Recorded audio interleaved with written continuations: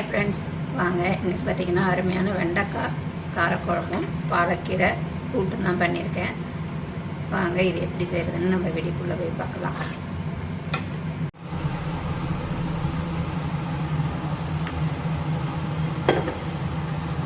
நல்லெண்ணெய் சேர்த்துருக்கேங்க. நல்லெண்ணெய் சேர்த்துதான் நம்ம கட் பண்ணி வச்சுருக்கேன் வெண்டைக்காயை இது கூட சேர்த்துக்கலாம்.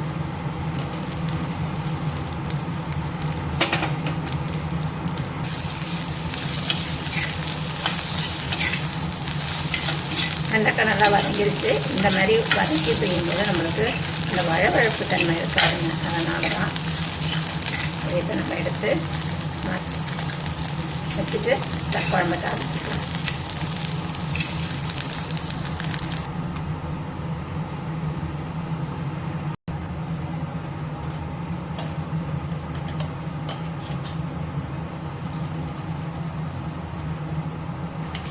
கடுகு வந்து நல்லா பொரிச்சிருச்சு.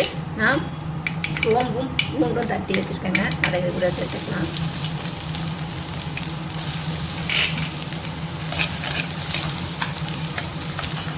வெங்காயம் பூண்டு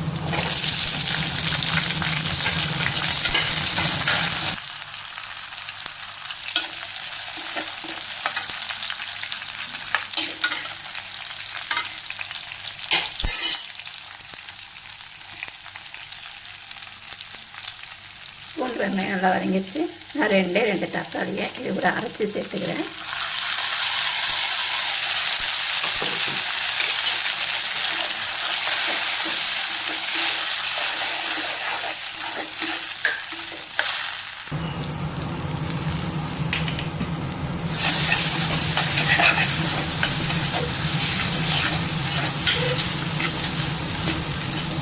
தக்காளி நல்லா சுருங்கி வதங்கிடுச்சு.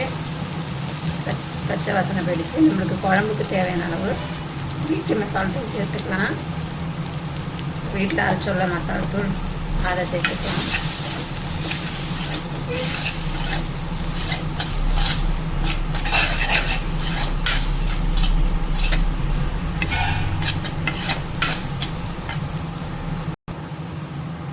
கொஞ்சமாக புளி சேர்த்துக்கலாம். ஏன்னா நம்ம தக்காளியாக அரைச்சி தான் சேர்த்துருக்கோம். அரைச்சி சேர்க்கும் போது ஒரு லெமன் சைஸ் அளவுக்கு புளியை கரைச்சி இது கூட சேர்த்துக்கலாம்.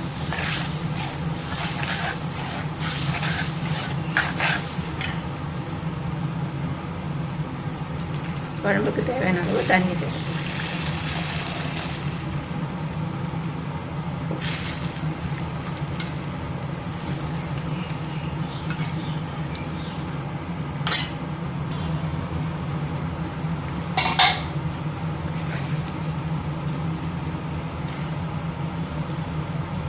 குழம்பு நல்லா கொதிச்சிருச்சு.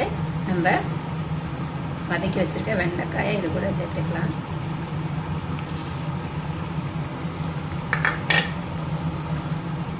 தேவையான அளவு உப்பு.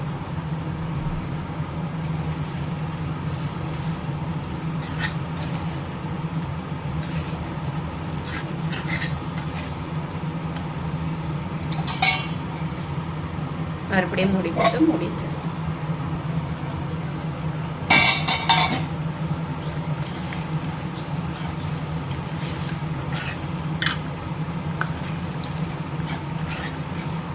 அவ்வளோதாங்க, என்னுடைய காரக்குழம்பு ரெடி ஆகிடுச்சு. பாருங்க, பார்க்குறதுக்கே நல்லா அழகாக இருக்குது. சாப்பிடும்போது நெய் விட்டு சாப்பிடும்போது நல்லாயிருக்கும். மேலே கொத்தமல்லி தூவி இறக்கிக்கலாம். எப்பயுமே காரக்குழம்பு செய்யும்போது நல்லெண்ணெய் ஊற்றி செய்யுங்க. அந்த புளியோட சூட்டை அந்த நல்லெண்ணெய் தணிக்கும். அவ்வளோதான், வெண்டைக்காய் காரக்குழம்பும் பாலக்கீரை கூட்டும் ரெடி ஆகிடுச்சு. வீடியோ பிடிச்சிருந்தா லைக் பண்ணுங்கள், ஷேர் பண்ணுங்கள், கமெண்ட் பண்ணுங்கள். மறக்காமல் சப்ஸ்கிரைப் பண்ணுங்கள்.